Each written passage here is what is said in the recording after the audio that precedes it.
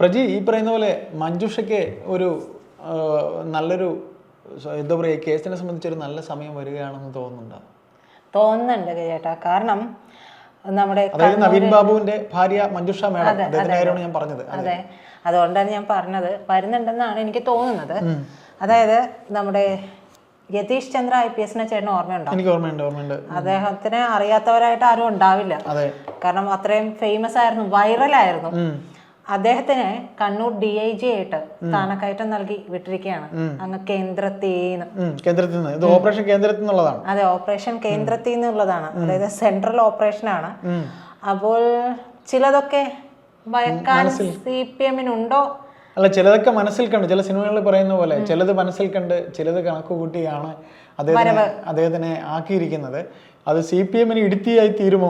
അതെ, അദ്ദേഹത്തിന് മുന്നും പിന്നും നോട്ടമൊന്നുമില്ല. ഇപ്പൊ BJP മന്ത്രിനെ തടഞ്ഞ കാര്യമൊക്കെ ചേട്ടനറിയാലോ. ശബരിമല യുവതി പ്രവേശനവുമായി ബന്ധപ്പെട്ട് കേന്ദ്രമന്ത്രിയായിരുന്ന പൊൻ രാധാകൃഷ്ണനെ അദ്ദേഹം കൃത്യമായിട്ട് പറഞ്ഞു, ഇത് എന്റെ ഉത്തരവാദിത്തം ഏറ്റെടുക്കുന്നുണ്ടെങ്കിൽ ഞാൻ കയറ്റിവിടാം, ഇല്ലെങ്കിൽ താങ്കൾ വിടുന്നു. അദ്ദേഹത്തെ മാത്രമാണ് കയറ്റി വിട്ടതൊക്കെ. KP ശശികല ചെന്നു, ഒരു മയം ഉണ്ടായിരുന്നില്ല. എഴുതി വാങ്ങിയ ശേഷമാണ്, അതായത് അവിടെ അധിക സമയം തങ്ങില്ലെന്ന് എഴുതി വാങ്ങിയ ശേഷമാണ് അദ്ദേഹം കയറ്റി വിട്ടത്. അത് സംഘപരിവാർ പോലും ഒന്നും ചെയ്യാൻ പറ്റിയില്ല എന്നുള്ളതാണ്. അതൊക്കെ നമ്മൾ വിചാരിക്കും. കാരണം ആദ്യം ഇദ്ദേഹത്തെ പറ്റി പറഞ്ഞത് ഇദ്ദേഹം BJP-കാരനാണെന്നുള്ളൊരു പ്രചാരണം ഉണ്ടായി. കാരണം മറ്റേ പ്രസിഡന്റ് അങ്കമാലിയിലെ ആ ഒരു വിഷയം ഉണ്ടായപ്പോൾ അതില് CPM-ന്റെ ഏരിയ സെക്രട്ടറിനെ CPM-ന്റെ ഓഫീസിൽ കയറി തൂക്കിയെടുത്തിട്ടുണ്ട് പോയ മനുഷ്യനാണ്. അപ്പൊ പറഞ്ഞു ഇദ്ദേഹം BJP-കാരനാണ് അല്ലെങ്കിൽ സംഘപരിവാർക്കാരനാണ് എന്നാണ് പറഞ്ഞുകൊണ്ടിരുന്നത്. അപ്പോഴാണ് പിന്നാലെ ഇങ്ങനെ ഒരു കാര്യം കൂടെയൊക്കെ വരുന്നത്. അദ്ദേഹം അത് കഴിഞ്ഞിട്ടാണ് ഇങ്ങനെ വരുന്നത്. അതായത് അദ്ദേഹത്തിന് രാഷ്ട്രീയമൊന്നുമില്ല. അദ്ദേഹം കൃത്യമായ രീതിയിൽ തന്റെ ജോലി ചെയ്യുന്ന തൃശ്ശൂർ കമ്മീഷണറായിരുന്ന ഘട്ടത്തിൽ പൂരപ്രേമികളുടെ ആവേശത്തിനൊപ്പം ചേർന്ന് നടത്തിയ ആവേശപ്രകടനം സോഷ്യൽ മീഡിയയിൽ ഭയങ്കര വൈറലായിരുന്നു. അവരെ ആ പൂരപ്രേമികളെ വിളിച്ച് അദ്ദേഹം ഇങ്ങനെ താളം തുള്ളുന്ന അവർക്കൊപ്പം നിൽക്കുന്നതൊക്കെ ഭയങ്കര വൈറലായിരുന്നു. അപ്പൊ ഒരേ സമയം തന്നെ വിവാദവും അതേ സമയം അതല്ലാതെയും അദ്ദേഹത്തിന്റെ നടപടികൾ. അതെ, അദ്ദേഹം US-ലോട്ട് മറ്റോ പോകാൻ നിന്ന സമയത്ത് ഒരു സുഹൃത്തിന്റെ പ്രേരണ പ്രകാരമാണ് അദ്ദേഹം IPS-ലേക്ക്, അതായത് സിവിൽ സർവീസ് പഠിക്കാൻ ഇറങ്ങുന്നതും അങ്ങനെയാണ് സിവിൽ സർവീസിലേക്ക് കയറുന്നതൊക്കെ. എന്തായാലും ഞാൻ പറയാൻ ഉദ്ദേശിച്ച ഒരു കാര്യം എന്താണെന്ന് വെച്ചാൽ ചേട്ടാ, ഇപ്പോഴത്തെ ഒരു രാഷ്ട്രീയ സാഹചര്യത്തിൽ നമ്മൾ CBI വരണം എന്നൊക്കെ പറയുന്നുണ്ട്. ഒരു പക്ഷേ കേന്ദ്രം ഇതെല്ലാം മുൻകൂട്ടി കണ്ടുകൊണ്ടാണ്, നേരത്തെ ചേട്ടൻ കൂടി സൂചിപ്പിച്ചതുപോലെ മുൻകൂട്ടി കണ്ടുകൊണ്ടാണ് കണ്ണൂരിലേക്ക് വിടുന്നത് എന്ന് ചേട്ടന് തീർച്ചയായിട്ടും. ഇതിനകത്ത് ഇപ്പോൾ ഒരു ഇലക്ഷൻ കൂടെ വരുന്നത് കൊണ്ട് തന്നെ ഇതിപ്പോ കോടതി വിധി എന്താകും എന്നുള്ളത് ഒരു വലിയ കാര്യമാണ്. CBI അന്വേഷണം പോയാലും ഒരു 8 മാസത്തെ സമയം വരെ ഉണ്ട്. ആ 8 മാസം എന്തായാലും അത്രയും നീണ്ടുപോകാൻ സാധ്യതയില്ല. അപ്പോൾ BJP-യെ സംബന്ധിച്ച് കിട്ടാവുന്ന ഒരു ഏറ്റവും വലിയൊരു വടിയാണ്, CPM-നെ തല്ലാനുള്ളൊരു വടിയാണ് ഈ നവീൻ ബാബുവിൻ്റെ ഈ കേസുമായി ബന്ധപ്പെട്ട്. അപ്പോൾ അവരറിഞ്ഞുകൊണ്ട് തന്നെ കാര്യം അവർ CPM-ന്റെ കണ്ണിൽ അത്ര ഒരു നല്ല ഉദ്യോഗസ്ഥനല്ല ഇദ്ദേഹം. കാരണം അതായത് നമ്മുടെ പുതുവൈപ്പിനിലെ കേസൊക്കെ ഓർമ്മയില്ലേ?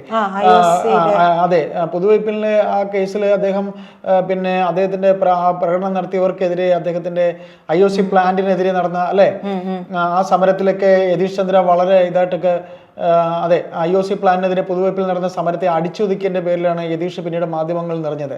ഉദ്യോഗസ്ഥനെ സസ്പെൻഡ് ചെയ്യണമെന്ന് VS അച്യുതാനന്ദൻ മുഖ്യമന്ത്രിയോട് ആവശ്യപ്പെട്ടു. മാധ്യമ വാർത്തകളുടെ അടിസ്ഥാനത്തിൽ മനുഷ്യാവകാശ കമ്മീഷൻ യതീഷിനെതിരെ രംഗത്ത് വന്നിരുന്നു. കാക്കനാട് കളക്ടറേറ്റിൽ ആയിരുന്നു സിറ്റിംഗ്. ഹൈക്കോടതിക്ക് മുന്നിൽ സമരം നടത്തിയവർ പ്രധാനമന്ത്രി കൊച്ചി സന്ദർശിക്കുന്നതിന് മുന്നോടിയായി പോലീസ് നടത്തിയ ട്രയൽസ് തടസ്സപ്പെടുത്തിയെന്നും മുന്നറിയിപ്പ് നൽകിയിട്ടും പിന്മാറാത്തതിനാണ് ലാത്തി വീശിയതെന്നും DYSP ആയിരുന്ന യതീഷ് ചന്ദ്ര കമ്മീഷനെ അറിയിച്ചു.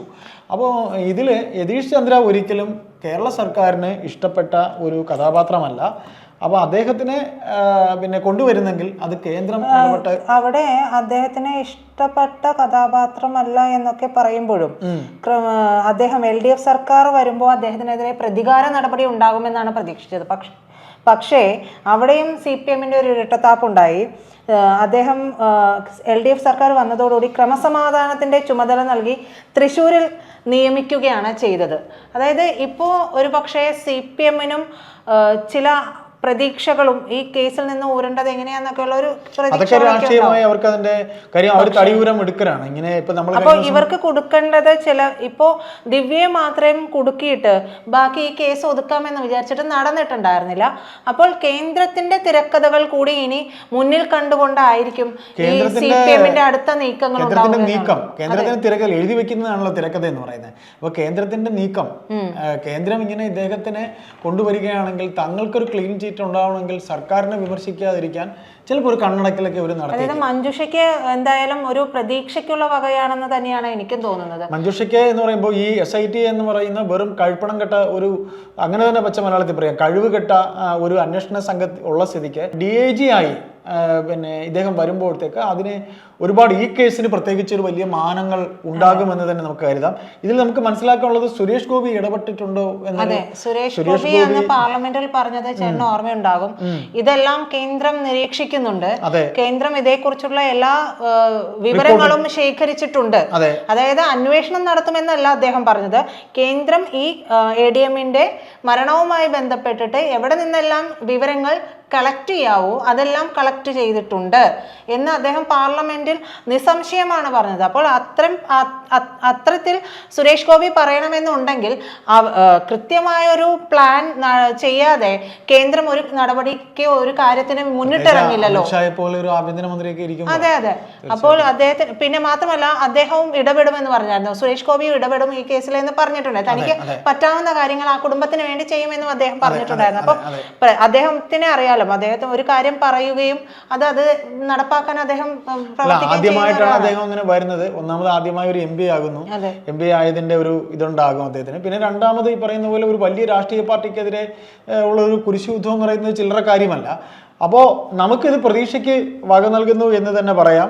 SIT-യിലുള്ള ഉദ്യോഗസ്ഥർക്കൊക്കെ അവർ ഇതുവരെ നിന്നിട്ടുള്ളത് CPM-ന്റെ കയ്യാളുകളായിട്ടാണ്. പക്ഷെ ഈ ഒരു ഉദ്യോഗസ്ഥൻ വരുമ്പോൾ അങ്ങനെയാണെന്നുണ്ടെങ്കിൽ ഈ ഉദ്യോഗസ്ഥനെ കയ്യിലെടുക്കാനായിട്ട് എന്തായാലും CPM-ന് പറ്റില്ല. അദ്ദേഹം ആരെ കയ്യിലും നിൽക്കില്ല. അപ്പോൾ ഈ SIT-യിലുള്ള വാലാട്ടികളായിട്ടുള്ള ഉദ്യോഗസ്ഥർക്കുള്ള തിരിച്ചടി കൂടിയായിരിക്കും. കണ്ണൂരത്തെ പോലീസ് വാലാട്ടികളായിട്ടുള്ള പോലീസ്, ഇപ്പൊ കണ്ണൂരത്തെ കമ്മീഷനൊക്കെ നമ്മൾ കണ്ടില്ലേ, ആ ഒരു ഒരു പയ്യനെ പോലെയൊക്കെ ഇരിക്കുന്ന ഒരാൾ. അപ്പൊ അദ്ദേഹത്തിനെ പോലെയുള്ളവരൊക്കെ ഇനിയിപ്പോ യതീഷ് ചന്ദ്രയുടെ നിയന്ത്രണത്തിൽ, അതായത് ഇതിപ്പോൾ അവർ ഇറക്കുകയും ചെയ്തു. മറ്റേ മതിരിച്ചിട്ട് ഇറക്കാനും വയ്യ, കച്ചിട്ട് തുപ്പാനും വയ്യ എന്നൊക്കെ പറയുന്നത് പോലെ ഇവിടെ ശശിക്കും, പൊളിറ്റിക്കൽ സെക്രട്ടറി ശശിക്കും പിണറായിക്കും ഒരു നല്ല പണി തന്നെയാണ് വരുന്നത്. അപ്പോൾ അതുകൊണ്ട് ഈ വരുന്ന ഉദ്യോഗസ്ഥനെ കൊണ്ട് എന്തായാലും ഈ ഒരു കേസിൽ CPM-ന് തലവേദനയാണ്, കണ്ണൂരിലെ പൊളിറ്റിക്സിന് തലവേദനയാണ്. ഈ കേസിൽ അതായത് നവീൻ ബാബു എന്ന ഉദ്യോഗസ്ഥന്റെ മരണവുമായി ബന്ധപ്പെട്ട് ഇഴഞ്ഞുകൊണ്ടിരുന്ന, ഒച്ചയിഴയുന്ന വേഗതയിൽ പൊയ്ക്കൊണ്ടിരുന്ന അന്വേഷണ സംഘത്തിലേക്ക് എല്ലാവരെയും എടുത്ത് തൂക്കി എറിച്ച് ഇദ്ദേഹം ഒരു പുതിയ ടീമിനെ വെക്കുകയോ അല്ലെങ്കിൽ വളരെ ഒരു ഉടച്ചു വാർക്കൽ കണ്ണൂർ ഉണ്ടാകാനുള്ള സാധ്യതയുണ്ട്.